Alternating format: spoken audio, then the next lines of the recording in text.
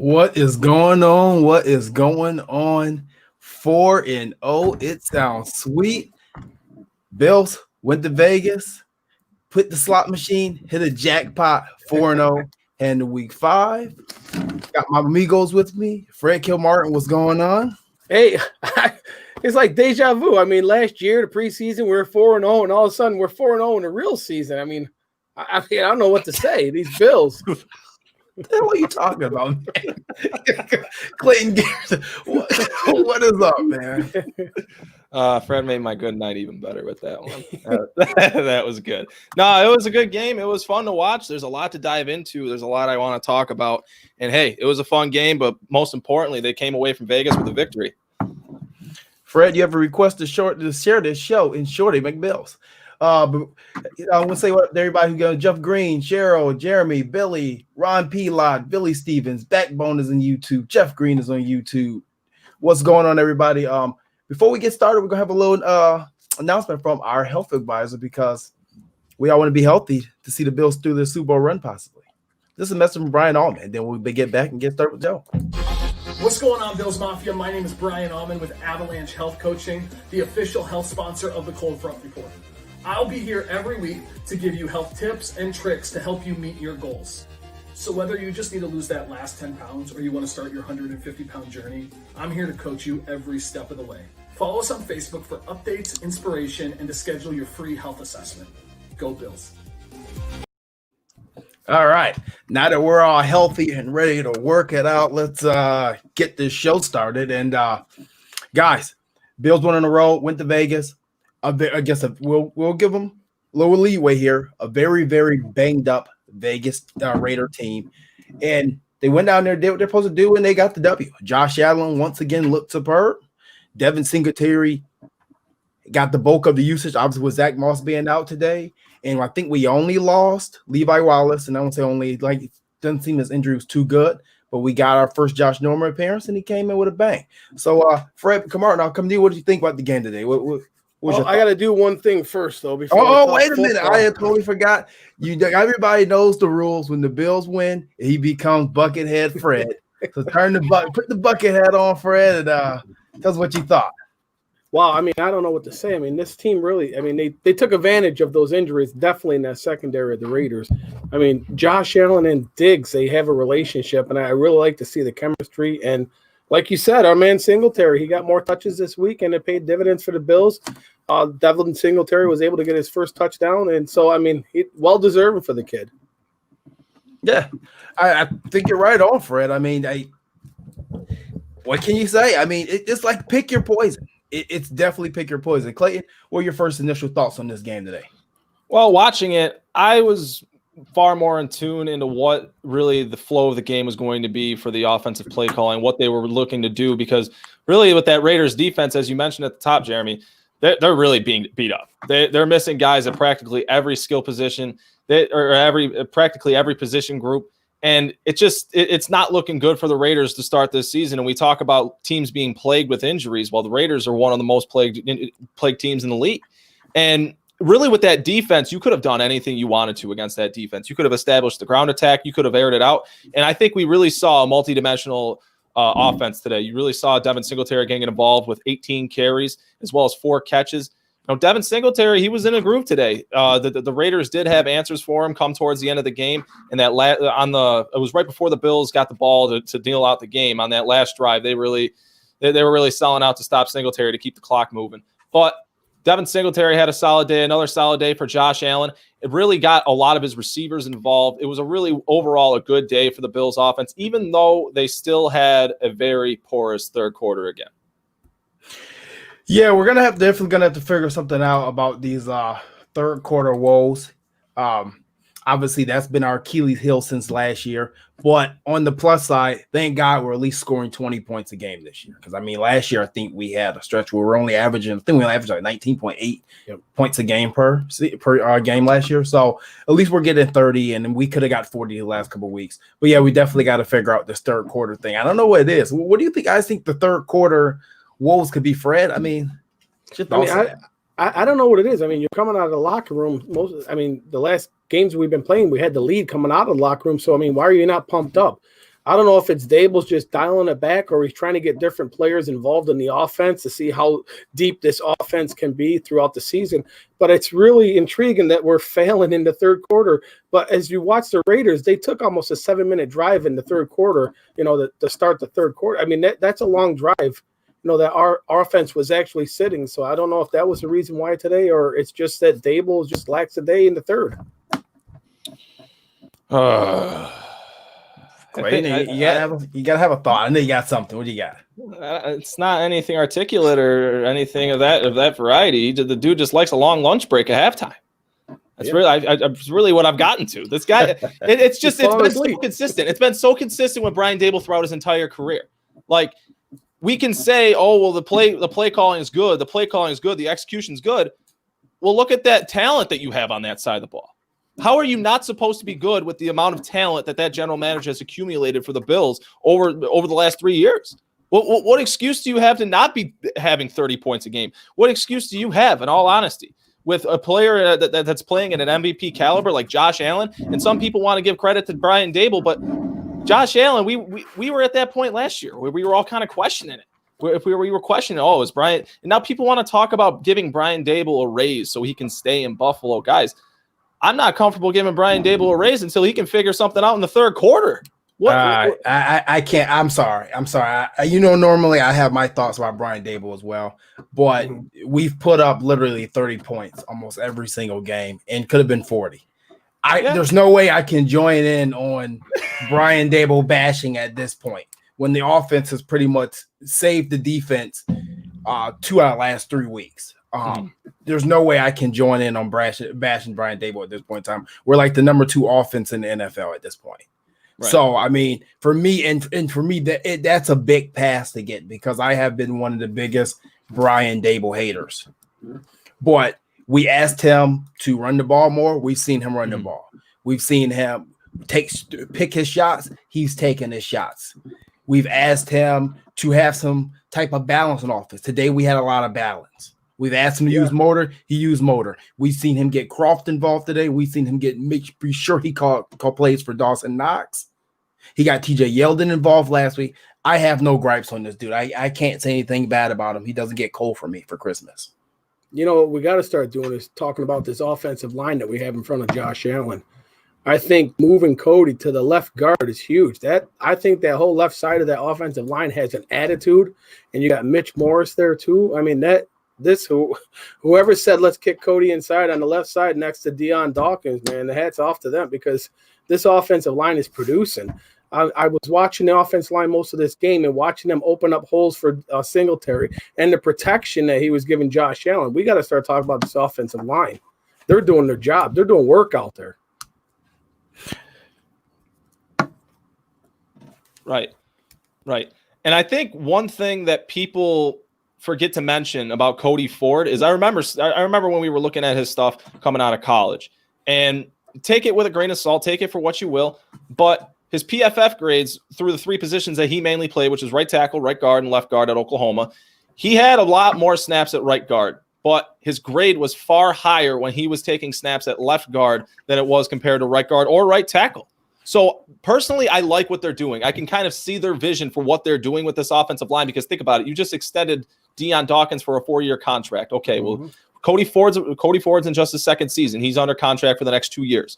And you have Mitch Morris who signed up, I believe, for what, two more seasons? So from left to center, you're pretty much set for the next 2 seasons. Actually, 3. Signed up for 3 more, sis. Yeah. Okay, yeah. So you're signed up for 3 years from left to center with that offensive line. And think of the continuity. Think of the chemistry that they build. I can kind of envision what they're doing with that left side of the offensive line. But it was quite interesting today to see, even when Brian Winters went out of the game, they didn't move Cody back to right side. They didn't bring in Quentin Spain back to his left guard spot. And that was quite peculiar to me because Quentin Spain doesn't have any film playing on the right side in the NFL. None. And then he comes in there, and it feels like that the offensive line didn't miss a beat. And he took him being benched last week, and he came in there and he took advantage of the opportunity he was given. Will he stick on the right side next week? Well, time will tell, and we'll see. But Quentin Spain performed admirably today, along with that entire offensive line.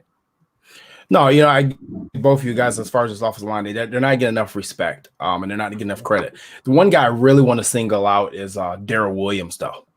What a difference has Daryl Williams made on the right side of that offensive line compared to when we were playing pixie sticks, whatever you want to call it, switching Inseki and forward back and forth last year. Yep. You know, that helps definitely helps build the continuity. But just look at the depth that we have. The fact that we could bench Quentin Spain, who we just signed to an extension in the offseason, just still kind of baffles my mind. And put Brian Winters in this today, and Winters goes down. We have Spain come in, and eventually you're going to have John Feliciano come back, speaking about the right side, the right guard spot. Yeah. If any of these tackles go down, you have Ty Inseki, who's getting paid $7 million per year to come in. The depth is there. The talent is there. This actually may be the deepest offensive line in all of football. And it wouldn't surprise me if at trade deadline that you have some other teams calling Buffalo to try to pick one or two of these linemen from them. Not saying they'll trade any of them, but just saying. But you want to think about this. I'm sorry, Clayton. You think about this, what was it, 2 years ago, we were talking about how the Indianapolis coach took 1 year to rebuild their whole offensive line, and they have a good offensive line. Bean did the same thing. But I think this offensive line that he put together is solid. It's a really solid group of players that we have on this offensive line. You know what? With these guys, they're helping Deion Dawkins too. Deion Dawkins is playing great this year. So, I mean, Bean again, Magic Bean, doing his work and building an offensive line, and it's showing dividends right now, 4-0. It's got to be partly because of the offensive line. I 110% agree with you, Jeremy, that the biggest bright spot on that offensive line is Daryl Williams, who, might I remind you guys, he's making like $2 million. He's making as much as Jordan Mills was making when he signed his last extension with Buffalo. So you're getting really good tackle play at the right side at a premium value. Like, it's incredible that they pulled in Daryl Williams, who last year, a lot of people, when he was signed to Buffalo, they're saying, oh, this is a depth guy. He's a depth guy that has position versatility, can play guard, left guard, right. No, Daryl Williams is a right tackle. When he was playing right tackle and he was healthy, he was playing at an all-pro level. And now he signs with Buffalo for a $2 million contract. And I can't really say if he's playing at an all-pro level or not right now, but I know he's playing some damn good football. And he's a large reason in part as to why this offensive line is playing with so much synergy. And they really have yet to have a really bad game. I mean, they played the best defensive lineman in football last week, and they looked to handle him okay, aside from Brian Winters. But that offensive line, it all starts up front. And I felt, and the Bills have done an incredible job rebuilding that offensive line from what it was when they first got here. Yeah, I mean, it was atrocious. It was really bad. But let's start breaking down this game a little bit. Obviously, we have to start with the most important position on the field and our guy, Josh Allen. How did you guys felt he played today, Fred Kamar? And I'm swinging this one to you. Hey, man, I thought he played great today. I mean, I like the fact that he kept finding Diggs wide open all the time, and then he took that shot down the field. It's nice to see that it was like a 49-yard pass that he completed. I like seeing those shots down the field. And it just feels like Josh is growing every game. We talked about it with this guy. He's grown and grown every game. I can't believe the success that the Bills are having right now after everybody pretty much wrote Josh Allen off. But it's good to see that Josh is doing what he wanted to be in the NFL to do, and that's to lead this team. And I got to believe that this kid is going to probably be the one that takes the Bills to where they want to be, and that's a Super Bowl win. Okay. I feel like Brad, but today, Josh Allen, it was a remarkable day. It was a really good day for Josh Allen. If those receivers aren't dropping passes on that opening drive of the third quarter, he probably eclipses 300 yards for the fourth game in a row. But 3 total touchdowns, another solid day, 24 for 34. He's efficient. When we're really seeing all of the things come together for Josh Allen and his skill set, he's passing with efficiency. He's not afraid to take those shots. He's not afraid to throw it up to Diggs, as we saw today. He is playing some very confident football right now. And when you have a player like Josh Allen, who really has that it factor, he's looked incredibly poised in these last 3 games specifically. And when you have all these pieces coming together, that's when a team like the Bills right now really hits their stride and they can really make a playoff push. I'm just hoping that there isn't some sort of catastrophic drop-off, and this is more of the regular for Josh Allen throughout the season. I don't think you're going to have a drop off because if you want to go back to the progression and the development of Josh Allen, you go back to year one where we were getting some of the turnovers, we were getting some of the bad throws up in the coverage. Remember the one against the Texans, we remember the one against the Packers. Then you went to year two, and the mid level accuracy started to come into play. He had a turnover problem. I think right after that Patriot game last year with the 3 or 4 interceptions, whatever it was, he toned it down. He barely threw any more interceptions for the rest of the season.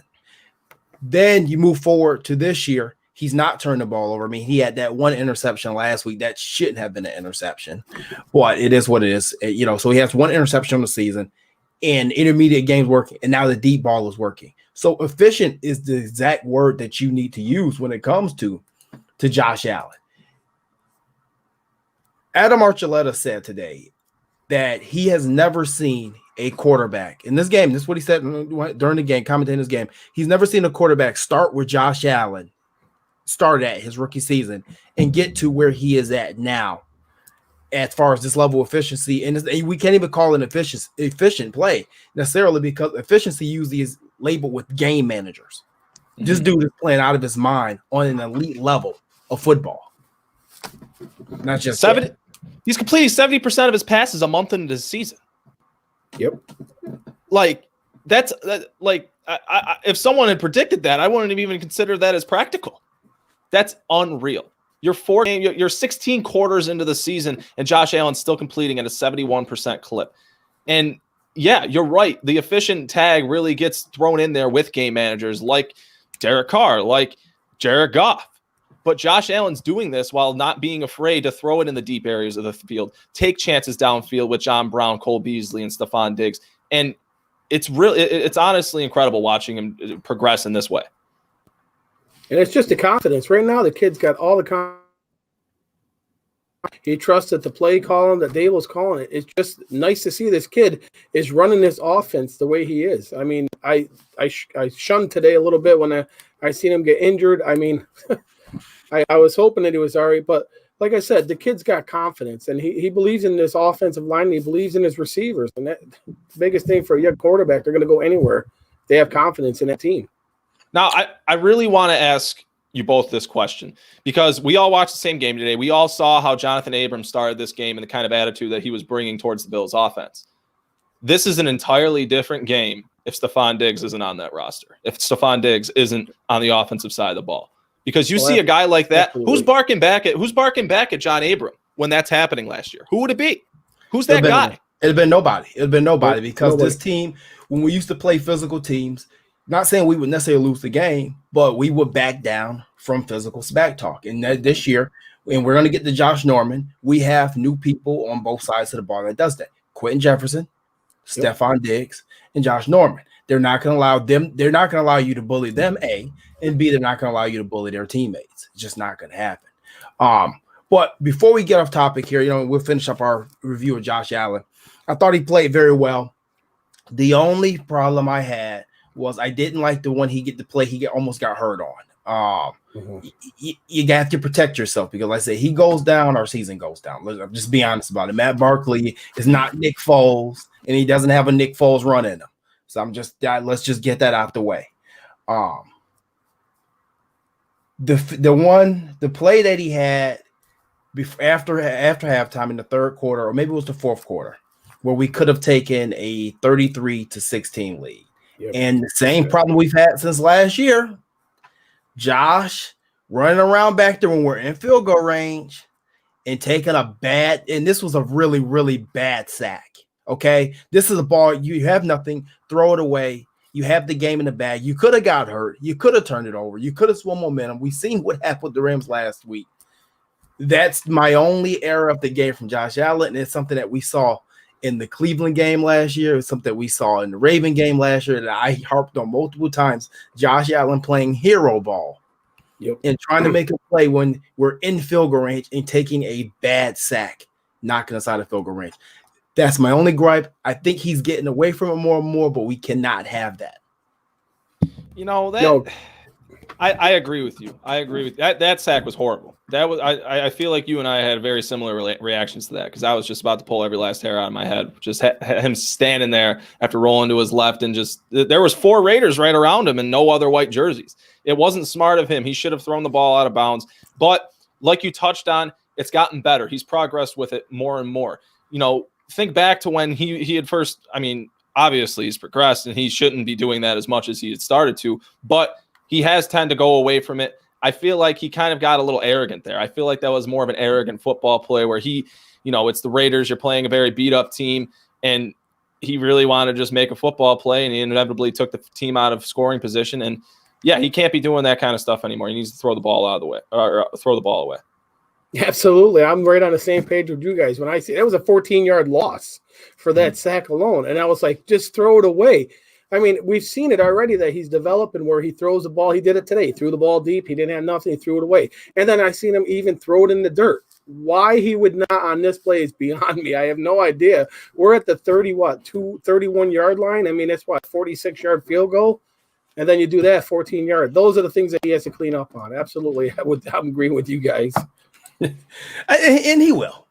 At this point in the game with Josh Allen's development, we have no reason to believe at all that he won't continue to develop in every facet of his game. What we're seeing this year is that 37 Wonderlic score, IQ test for the combine. That's what we're seeing. We're seeing him going through his progressions, finding plays. This is an MVP type season right now. And I don't see this stopping because as a defensive coordinator, what do you call against this offense? What do you call when you put your best corner in Diggs and you still got John Brown, Cole Beasley? Guess what? Let me just throw Gabe Davis here, who's pro ready right now. My man, Gabe. Okay, well, we're going to take Gabe Davis of the game. We're going to throw Dawson Knox in here. We're going to put your slowest linebacker on. And we're going to cross him across the field. And if you want to play zone, now we're going to throw screens. You want to play man, now Josh is going to take off for 20 yards on you while your back's turned. So what do you do as a defensive coordinator? So we have no reason to believe this is going to stop at all. No. And if you look at the NFL right now, the NFL is scoring points. There's how many games today we had over 30 points in the NFL. So it's becoming that high offense, high scoring. So we're fitting right in there. Maybe it's not our defense struggling. Maybe it's just adapting to the new NFL in 2020 because there's a lot of good defenses out there that are giving up this yards. And we're no different. But the only difference is that we're keeping up and we're scoring points to keep us ahead. So this offense, I don't see it slowing down. I really don't. I mean, the only thing that could slow it down is injuries. And everybody's contributing. Again, Josh Allen threw the ball to 9 different receivers. I mean, there's enough wealth on this offense that everyone's getting a touch. And it ain't just one person. Again, Gabriel Davis, hats off to him. He got another touchdown. I mean, this kid's really impressing me. I really like what I'm seeing out of him. Oh, Gabe Davis came in to probably as ideal of a situation as you could go into, really. You think about it, he's wide receiver 4 on this team. There's no pressure for this guy to execute. There's no pressure for this guy to go out there and make a ton of plays like other rookie wide receivers that get drafted to teams with depleted wide receiver corps. Gabe Davis was drafted to be the future number 2 wide receiver for this football team. And you look at how he's developing. You look at the matchups they're getting with Gabe Davis because like Jeremy touched on, you have so many weapons with this offense. John Brown, Cole Beasley, Stephon Diggs, and then you have Dawson Knox, Devin Singletary. You can rattle off all of the playmakers for that Bills offense. And it really is just pick your poison. Stop who you choose to stop, whether it be Diggs, Brown. It doesn't matter. Somebody is going to be open. And I think the fact that Josh Allen is recognizing who is open, what's the read, and how to execute the play, I think that is more so that's leading to the Bills' success more than anything at this point, in my opinion. No, I agree. I mean, like I said, we go back to the 37 Wonderlic score. At some point, that score was going to come into play. At some point, that said he has a high IQ. He's not just some gunslinging quarterback with a big arm. No, he's going to put this thing all together. He's a very smart kid. And honestly, if you even doubted him, a guy who came from a high school level had no offers. And I hate having to go back to the cliche story, but the story's the story. A guy who came from high school had no offers, goes to JUCO, gets one offer from Wyoming, turns himself into a first-round draft pick. And he comes into the league, and as experts, you still doubt him. You didn't doubt Baker Mayfield. Mayfield has a very similar story. And hell, he even had to transfer once. He had to transfer what? Texas Tech he transferred from. He couldn't go on the field. So why do we continuously doubt Josh Allen and not doubt someone like Baker Mayfield? I saw Baker Mayfield play game manager today in Dallas. Yeah, they put up 49 points. I saw him throw for what, 188 yards? They just signed Kareem Hunt to an extension. You're running Nick Chubb and Kareem Hunt 40 times a game between the two. You're not doing that with Josh Allen. But it is what it is. Haters are gonna be the haters, man. At this point, like I said before, if you don't believe in this kid, then you're just blind, and that's just what you want to believe. And that's cool. Because he's gonna keep winning, they're gonna keep scoring, and you're gonna keep finding more excuses until you run out of them. Is what it is. The thing is that the Buffalo Bills needed Josh Allen as bad as Josh Allen needed the Buffalo Bills. Coming out of that small college in Wyoming, we were looking for a leader, and this kid wanted to be a leader. It's a perfect match, these guys. Josh Allen, the Buffalo Bills, perfect. I mean, every time I watch this kid play, I'm more and more impressed with him.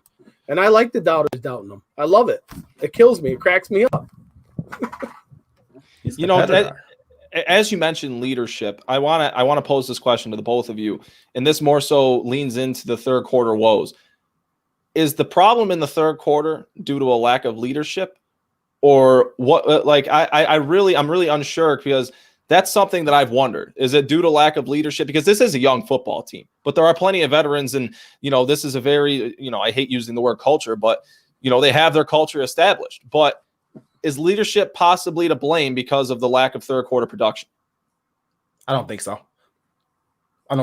Personally, I think that the third quarter woes really boil down to Brian Daboll comes into a script for his first couple of drives in the first quarter. He gets into a rhythm, and actually, this is the first year I can say he gets into a rhythm in the second quarter, but he gets into a rhythm in the second quarter with play calling. I think the problem with the third quarter is the other side, the other coaching staff is adjusting, and he's having trouble readjusting to what they have adjusted to what he did in the first half. The only real explanation I can see. Then after that, I mean, we know once we get down to the last 6 minutes of a game, that's Josh Allen time right there. That's Josh Jacks, baby.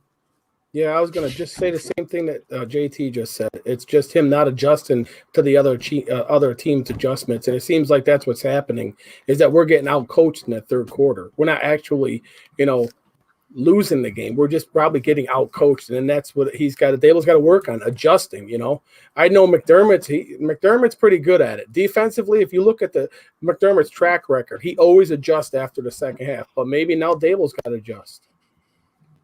Yeah, I think you're right. I mean, and he will. I think he will. Like I said, this is the most faith I've had in Brian Daboll since he joined the Buffalo Bills, to be honest with you. Like I said, I'm actually believing in Brian Daboll to the point where I think that Brian Daboll will be a head coach after this season. I really do. I have a lot of faith, and it's crazy that I do, because we know how I felt about Brian Daboll. I didn't know who I disliked more, Brian Daboll or Star Lotulelei. Now I'm kind of missing Star, and I kind of like Brian Daboll. Things are changing here. We're probably going to get snow tomorrow. Winning cures everything, Jeremy. Hey, and keep winning, and I'll keep smiling. But hey, we got to keep going. Let's talk about the Stephon Diggs again. We spent like 2 minutes on Stephon Diggs here. Diggs again had another outstanding game today. I mean, 6 catches, 115 yards, 19.2 yards a catch, and only 7 targets. Now, mind you, this dude catches everything.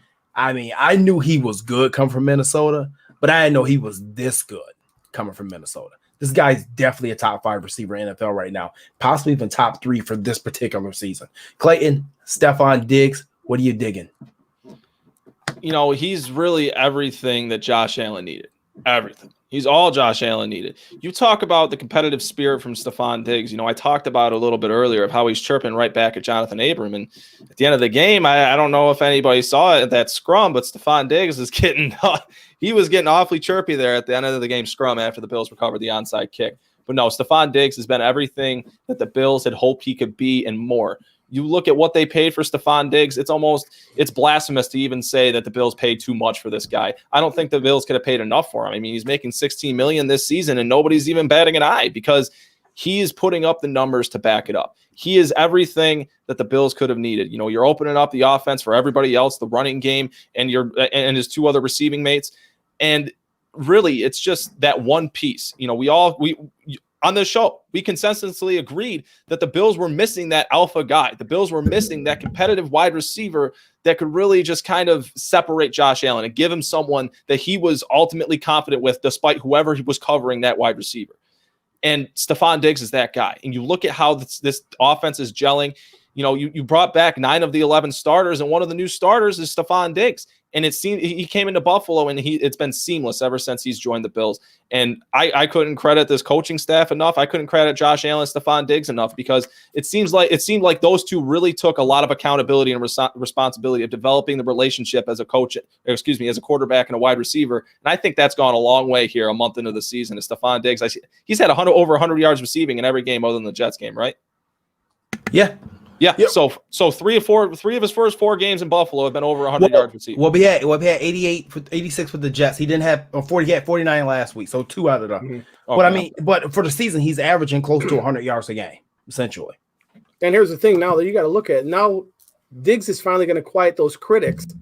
The ones that were saying that he was a locker room distraction down in Minnesota, that he was a problem down there, because I ain't seeing that. I mean, I'm kind of impressed with the way he's handled himself in Buffalo. He seems like an ideal teammate. He's putting in the work. We're seeing the practice videos. The guy's putting in the work, and he's a great teammate. We're seeing it. He's not a prima donna.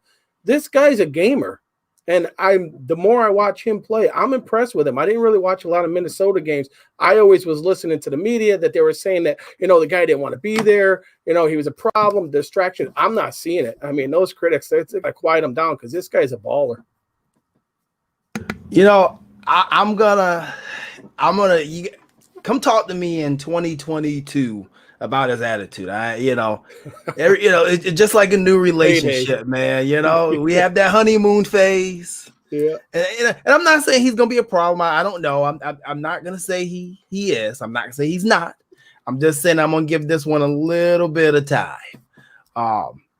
Let's get through this honeymoon phase, because like I said, with these numbers he's putting up, remember, Stephon Diggs' highest payday with the Bills is probably this season. I think they bumped him up to 14.5, about $15 million. I thought it was 15. The top receivers in the league are getting paid $20 million at least for the first season of a long-term contract. So, he's gonna come knocking on Brandon Beane's door.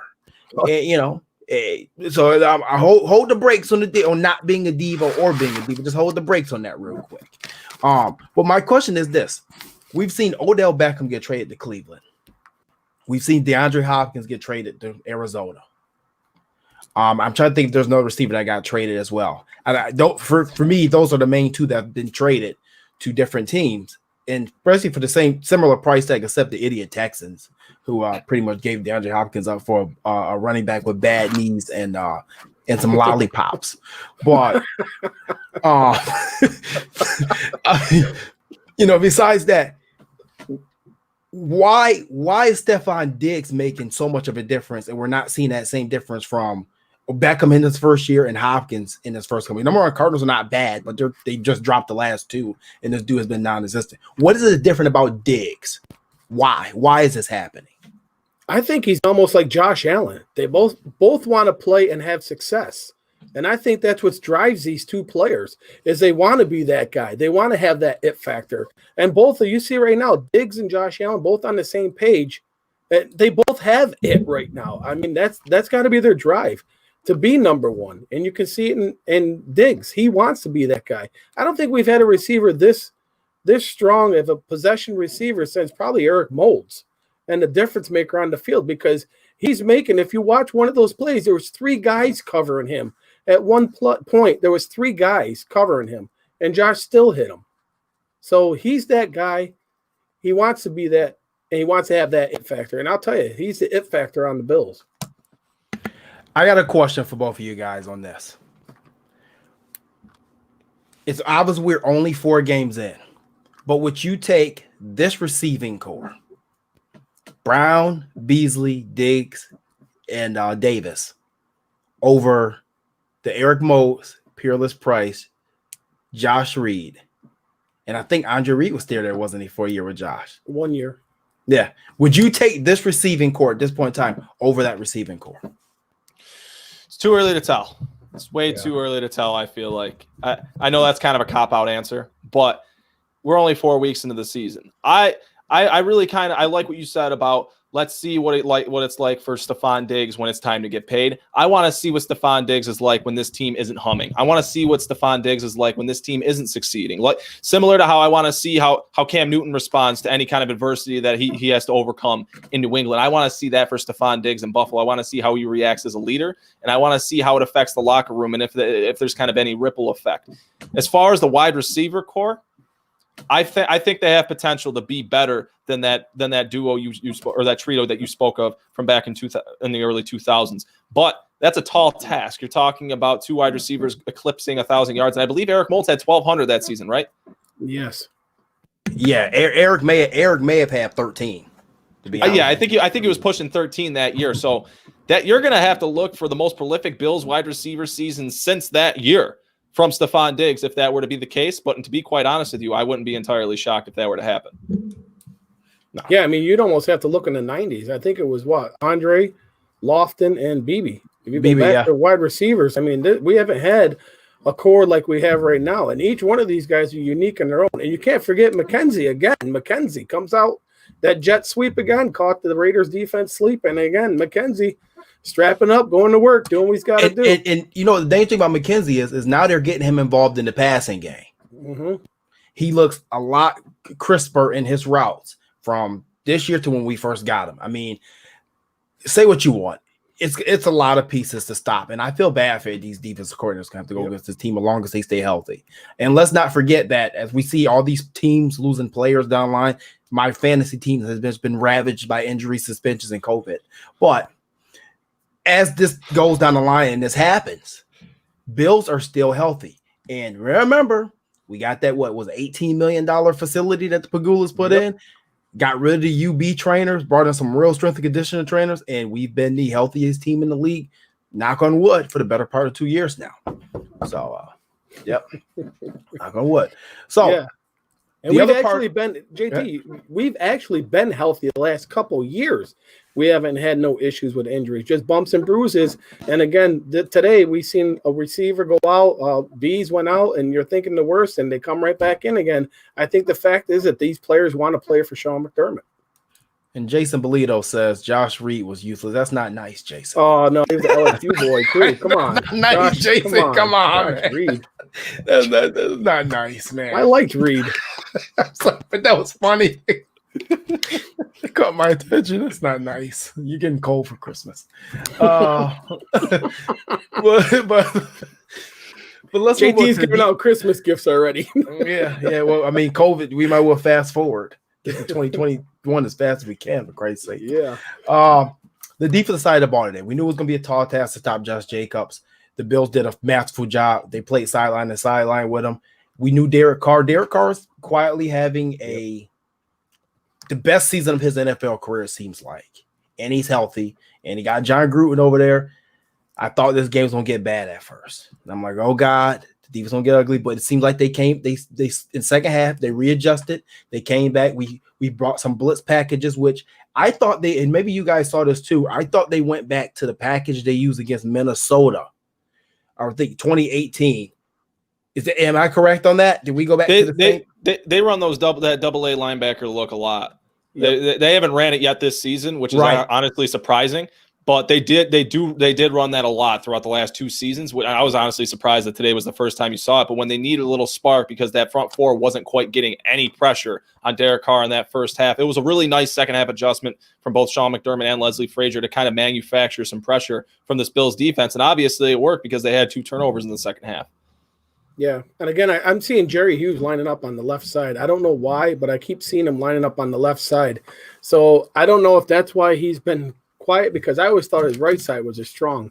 But, Quentin Jefferson's today, man, this guy had a motor. He was going. I mean, he was making a factor. So it was nice seeing the front four finally pushing the pile. And the same with Harrison Phillips, seeing Harrison Phillips making some plays down the field. So that was good to see, too. So, yeah, Leslie Frazier, he made some adjustments. The defense looked better in the second half.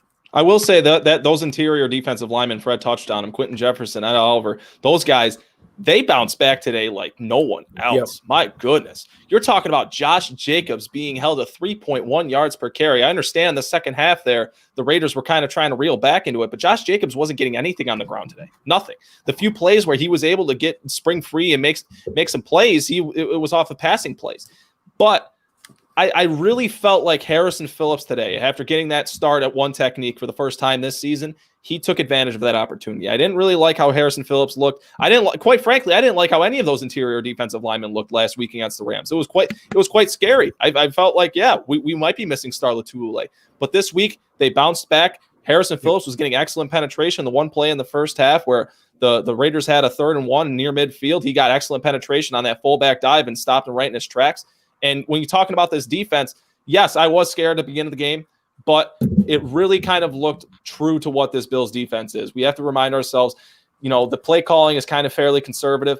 They run a lot of zone, and I felt like it was more so bend but don't break today. They weren't looking to make the big play in the first half, but like we touched on, they were getting to Derek Carr in the second half. They were bringing pressure when it was time for Derek Carr to try and stretch that field out. And I think that, the Bills offense getting to the lead that they did, it really kind of played into the defense's hand. And then, you can't take too much away from the defense either, because Carr has a really quick release. And I noticed that today that, 1 or 2 steps back and he was releasing. He's got a quick release. So it was all a timing that was beating our defense today, the timing plays they ran. What about... Yeah, I thought it was a time and plays as well. But like I said, he had a lot of time in that first half. Like he had way too much. He had way too much time in that pocket. I mean, if you look at this video here, this is how the first half essentially went all day. Like you can't give a quarterback that type of clean pocket and that much time. They had 6 guys in. Yeah, and we were blitzing in the first half as well. We were getting home. But in the second half, it seemed like they dialed those things up. Quentin Jefferson definitely picked it up. One person I really want to talk about is obviously we lost Levi Wallace today. Yes. It actually is almost similar to the same injury he got versus the Jets in week 16, where he was going to pick a ball off, tried to stop, and his cleat got stuck in the turf. Or actually week 17 last year, it was when he got hurt. Week 17, yes. Going to the playoff game versus Houston. A very similar injury, but Josh Norman made his debut today, and boy, did he come up big. Now, like I said, a lot of people gave Josh Norman flack. This time I wasn't one of them. See, every time I give somebody flack, they take off or skyrocket or something like Kodak stock or something like that. But, it wasn't me this time. I love Josh Norman's defense. Actually, the first person I've ever heard say anything about Josh Norman coming to Buffalo was my co-host, James Mallory. He said it last year when the Bills played the Redskins. He said Josh Norman's coming to Buffalo. Just watch out for that. And I was like, I don't know about that. I'm not too sure I feel about that. Boy, am I happy he's here. This dude's bringing that attitude, and he's making plays, and he gave you just a little glimpse today of what he's going to bring to this defense that we need. I love the fact that he slammed Aguilar down out of bounds and looked at him. Yeah, I like stuff like that. I like a little violence at times, Now, I'm a peaceful person, but a little violence on the football field ain't hurt anybody. What do you guys think of Josh Norman today? Clay, what do you think? Oh, that peanut punch. The peanut punch. He came out. I said on the Saturday Night Tailgate show, my bold prediction was going to be that Josh Norman was going to get his first his first interception in his Bills debut. I mean, I was close. He forced a fumble and recovered it. And yes, I agree with you 110%. I feel like the mentality of the defense, the complexion of the defense, and the overall aggressiveness of the defense gets taken up a bit of a notch with Josh Norman. Because like I talk about with Stephon Diggs on the offensive side of the ball, the same exact thing is applicable to Josh Norman on that side of the ball. You're talking about a guy who has the aggression, who plays with so much passion, and he just has that dog mentality. You talk about when he threw Nelson Aguilar near the sideline, I was worried it was going to be a penalty, but it wasn't. Thankfully, that was just a football play. And you saw Sean McDermott back him up because he keeps jawing at these guys. He keeps talking his shit at these guys. And, that's just the kind of stuff I like to see. That's the refreshing stuff I like to see. Coming from a team where, you had a 280-pound tight end knock out your first-round draft pick, and everyone just stood around there, and it was just like, oh, I don't know that guy. And now you got a guy like Josh Norman who's not going to take any little bit of an ounce of anything from any team that isn't his own. And you're talking about a guy who I feel like, I don't want to talk down about Levi Wallace after he gets hurt, but I feel like you get an upgrade with Josh Norman, plugging him into the opposite boundary from Trey White. And I feel like we kind of saw that today. He had that aggressiveness. He was making plays out there. And I feel like it's refreshing to see Josh Norman on the field because overall the mentality of the defense changes entirely, I feel. You remember last year, JT, when you said the Bills need to get some attitude on this team. Okay, we got the talent. Now we need some attitude. Well, that's what Josh Norman brings. I'm telling you, this guy was a veteran leader out there, and he played with an attitude. And that's what this defense needs. We need more guys on this team that have attitudes. I thought Mario Addison was going to be that guy, but now I think that this is the guy right here, Josh Norman. And if you would have talked about bringing him on the Bills a couple years ago, there's no way we would afford this guy. There was no way. No. I mean, I thought Josh Norman did what he's going to do. I thought he played well. Wasn't surprised to me to see him come in there and make a play. They asked him, said, Coach, or I think Coach McDermott said somebody need to make a play. And he said, oh, why not me? That's who Josh Norman, that's who he's been. Like I said, if you want to look at the Josh Norman in Washington, that was for the $75 million, that he's his own corner, and you put him in man because you're paying $75 million, then that's fine if that's what you want to look at. But I'm telling you, you're looking at trying to put a square peg in a round hole when you look at that. So if that's what you want to judge him off, by all means, do so. I'm going to judge him off the years with Carolina under this McDermott defense in the same scheme. Do I think he's going to be that same player? No, just because he's like 6-7 years removed from that player. He's a little older now. Do I think he's going to make plays? Hell yeah. We've seen a guy like Joe Hayden go to Pittsburgh and make a difference. We saw a guy like Brent Grimes go to multiple locations at an older age and make a difference. I think Josh Norman is going to be that same player here, and it doesn't surprise me. The other thing I was really happy to see with this defense is they had a physical edge today in that second half. It was the first time I felt like all year they came alive and they were extremely physical and extremely tough. They were laying the wood, and I like that. I like the intensity, and I think as long as we have that, with this offense, the sky's the limit. Yeah, as long as the defense is really kind of just, they really have to find themselves again. I feel like I don't feel like it's necessary or necessitated because the offense has been lightening up the last couple of weeks. Averaging over 30 points per game through the first month of the season. That's incredible. But the defense, I feel like overall they had a good game today. I don't feel like that there was too many lapses. You're talking about a game where you only gave up 2 touchdowns or 1 touchdown until the last 2 minutes with a garbage time stats essentially. So It was a solid day for the defense. I know it was really concerning for a lot of people watching the Raiders drive down the field, and but that's the identity of the defense. Don't bend, but don't break. They converted those into 3 field goal attempts. The one bad spot about that defense today that I must say I can't go through the show without mentioning it, but AJ Klein, my goodness, this AJ Klein he looks lost out there, guys. He looks like he has cinder blocks tied to his feet. It's just been. I don't think this is your third linebacker, and the fact that he's making $6 million to have awful play like that is just atrocious. And I feel like Terrell Dotson earned himself an opportunity against Miami, and I feel like once Matt Milano came out of the game today, that he proved that point even more, that he deserves to be that third linebacker for the Bills defense. But other than AJ Klein today, I felt like it was an overall great performance for the Bills defense. I like how they bounced back there in the second half and really just kind of imposed their will, if you will.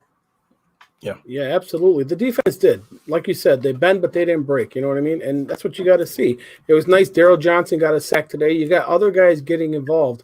But, Klein looked a little rusty out there at linebacker. So, yeah. we know what he's going to bring to the game. He's more of a special teams depth guy.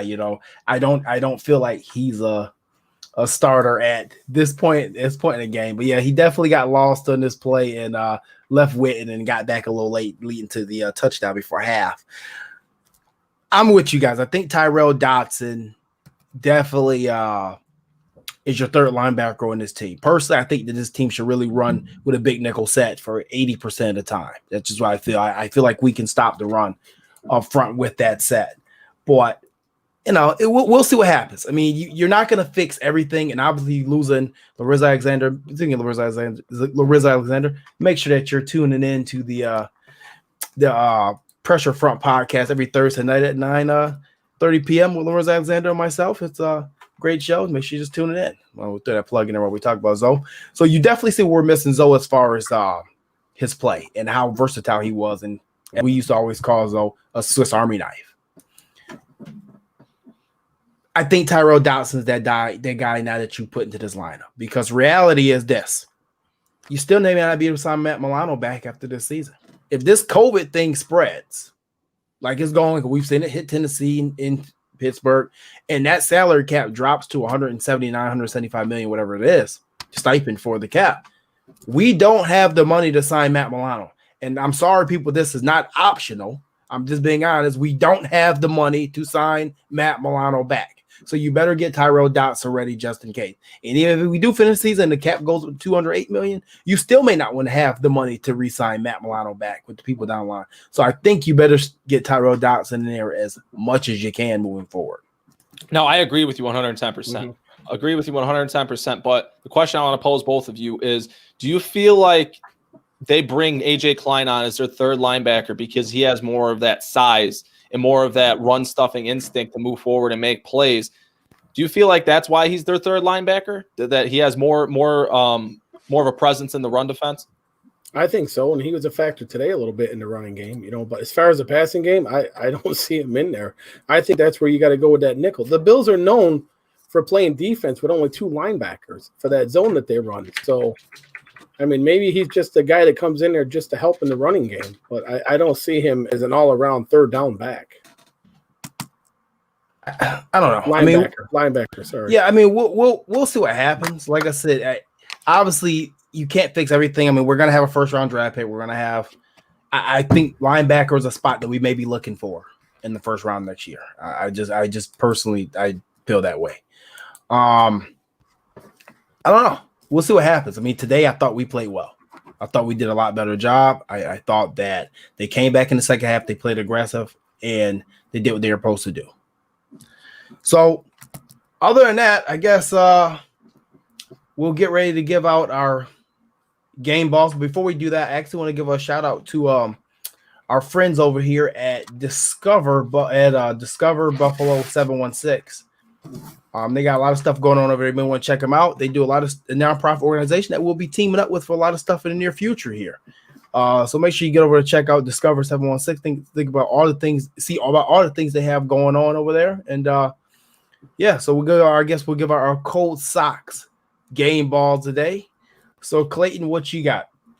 It's got to be Harrison Phillips. It's got to be Harrison Phillips. That guy, he stepped up today big time. I wasn't impressed with the performance from specifically him and those interior defensive linemen last week. And you're talking about probably one of the best running backs in the conference, and Josh Jacobs today only having 3.1 yards per carry. Harrison Phillips playing one technique today. He played a huge role in Josh Jacobs and that offense overall being being stalemated at the line of scrimmage more times than not. And yeah, Harrison Phillips, without a doubt, gets the game ball today for me.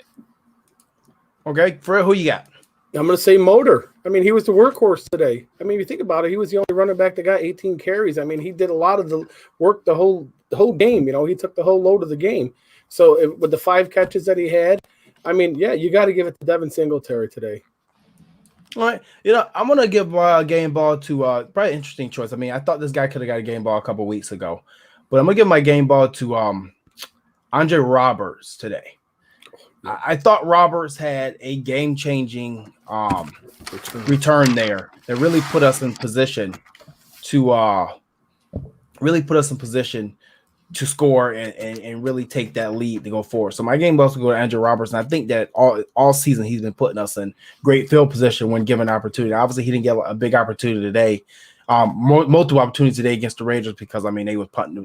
Their kicker has a strong lit like our kicker does. So, but he took his opportunity and he put us in great position, and I think that led to that score and pretty much to kill the game for him. So, with that being said, final thoughts, guys. Clayton Garrett, what's up? Hey, man. Who knows what's going on this upcoming week? It's we don't really know yet, and I feel like a little more clarity is going to come as the week progresses. But hopefully the Bills have a game next week, and they're supposed to play the Titans. But be sure to stay tuned right here to the Colt Front Report on Facebook, YouTube, Twitter and Instagram. I'm going live with Jeff Udvino on Tuesday to recap this game and also preview the Titans matchup, assuming that it's going to go on and we don't find out it's not. And also stay tuned as Jeremy's going live with Lorenzo Alexander 9:30 on Thursday, like he mentioned earlier. And he also has the Yak podcast coming out with his co-host James Mallory. So all the podcasting content that you could ever want, need, or hope for, all right here at the Cold Front Report. Yeah, we're growing. We're getting there. We're learning a thing or two, and people are learning a thing or two from us as well. Fred, final comments? Yeah, I mean, hopefully we have a game next week. If you guys are out there, wear your mask. I mean, so we can get through this season. I mean, that's the biggest thing. Be safe out there. That's all you got, man? Yeah, we're 4-0. What else is there to say? All right. Geez, I guess Fred got everything out he had to say today. All right. No, guys, I mean, yeah, we're 4-0. Say it again. This is the best offense we've seen probably since the Palace of Points or since that Bledsoe led. I forgot what year it was. Travis Henry, Peerless Price, Eric Mold's team, and this has a big makeup of it. Remember, that defense was ranked number 2 in the league as well. Started off a little hot. Things turned after that Sunday night game versus the Chiefs that year. So we got to keep the pedal to the metal. A lot of these teams are going to start getting better now. This is the first 4 games. Consider this the preseason for the rest of the NFL. 4 games are out the way. Hopefully some teams have the injury bug. Some people don't. Some people have changed quarterbacks. Nick Foles is in Chicago with a smoke mirror visor looking like Jim McMahon. So there's a lot of things going on around the league right now. Buffalo's rolling. Let's continue to avoid the injury bug. Let's continue to play as a team. The young guys are developing. Knock on wood, we don't get hurt. That's all I can say. Josh, throw the damn ball away. Please don't get hurt, man. This is our year right now, all right? Other than that, yeah, as Clayton alluded to, make sure that you follow us on all platforms: Instagram, Twitter, Facebook, Spotify, iTunes, anywhere you look. Cold Front Reports everywhere. You can even type it on Google. I typed in Google today and we popped up. That was kind of crazy. So we gotta have a brand new web page coming today. This week I'll be signing a little deal with Avalon Media Group for Cold Front Report and dealing with them. So you'll see more of them. Check out Discover 716. Make sure you check out Cold Socks. We had a winner last week. I believe his name was Michael Laval. He actually guessed the score right. So he's going to get him a free pair of 716 Cold Socks. I'll have to scroll through the comments today, see if we got another winner. Please do me a favor. When we do these giveaways for the scores, I can see if it's edited. So don't go back after the game and edit it and put the score up, okay? I can see that. It shows me and it says edited by your name. So please don't do that. They really need their socks. Yeah, come on, people. We're better than that, Bills Mafia, okay? Better than that. But hey, I'm gonna check and see if we got another giveaway. Make sure you tune in to Clayton on Tuesday. Make sure you check me out on Thursday night with Lorenzo Alexander. And hopefully the Titans come to play next week in COVID free. So other than that, hey guys, 4-0. Nothing much more to say, like Fred said. We're done. We're out of here. Let's get out of here. We're gone. Everybody have a good night. Be safe.